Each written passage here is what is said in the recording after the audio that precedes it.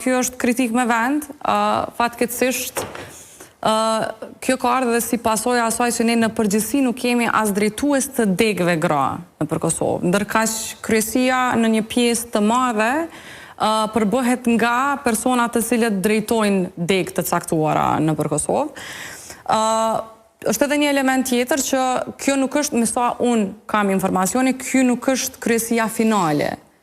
Pra ka gjë asaj që kjo të plotësohet në ditët VM, sepse ka mundësi që edhe komuna të caktuara që nuk janë përfshirë të përfshihen, pra nuk dua të them që kjo është një kryesi shtëruese dhe nuk mund të zgjerohet më tej.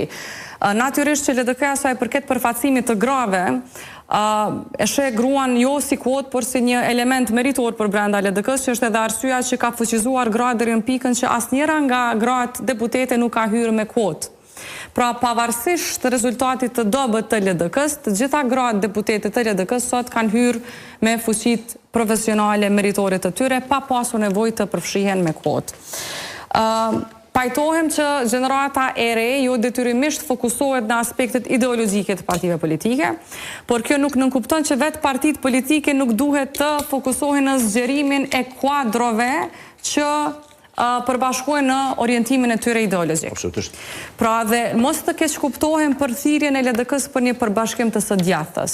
Kjo nuk nënkupton demonizim të majtës. Për mua nuk më takon ta bëj përbashkimin e të majtës as ringritjen e zgjerimin e të majtës. Mua më takon ta bëj vetëm atë që po e kërkon LDK-ja, që është ringritja e djathtës, sepse ne e besojmë si të domosdoshme për zhvillimin e shoqërisë kosovare. Pra ky është konceptimi ynë politik. Dhe sa i përket qeverisë së Kurtit, unë nuk mendoj që ai është i djathtë apo i majtë. Të them të drejtën, nuk e di më se çka është lëvizja vetëvendosje. Prandaj dhe as nuk mund t'i demonizoj në aspektin ideologjik, përveç se të potencoj që në përgjithësi veprimet e lëvizjes vetëvendosje kanë shkuar në drejtime të elementeve autoritare.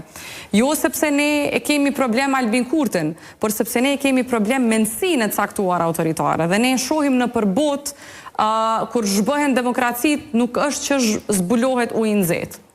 Goxha janë elementet të caktuara të cilat i gjen në të gjitha literaturat botërore se si zhbëhen demokracit, dhe kur ty të gjitha hallkat të plotësohen në Kosovë, ti nuk mund të verbrohesh dhe të thuash nuk po ndodh, sepse në fund të ditës nuk ka rëndësi emërtimi përveçëm, ka rëndësi sistemi, ka rëndësi veprimi, ka rëndësi ndodhia, sikurse ka rëndësi fakti që në gjykatë kushtetuese po rrezikohet të shkojnë emra të afërt me lëvizjen vetëvendosje.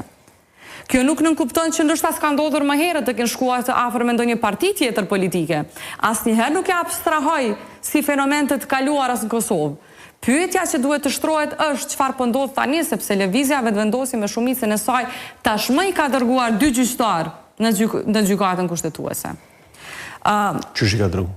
Në mandatin e lëvizjes vetëvendosje janë zgjedhur 2 gjyqtar me shumicën e lëvizjes vetëvendosje, sepse edhe lëvizja vetëvendosje në të kaluarën, kur e ka emërtuar dikë që i takon një partie politike, s'është se ka pasur dëshmi që i takojnë, por janë thirrur vetëm në faktin që është votuar nga një shumicë e caktuar parlamentare. Pra nuk ka pasur asnjëherë dëshmi që dikush i kryetari ka qenë kandidat për deputet. Lutem, zotri Ramabaja, se të paktën ne gratë dhe burrat e njerëzve tonë nuk po i fusim gjykatë kushtetuese.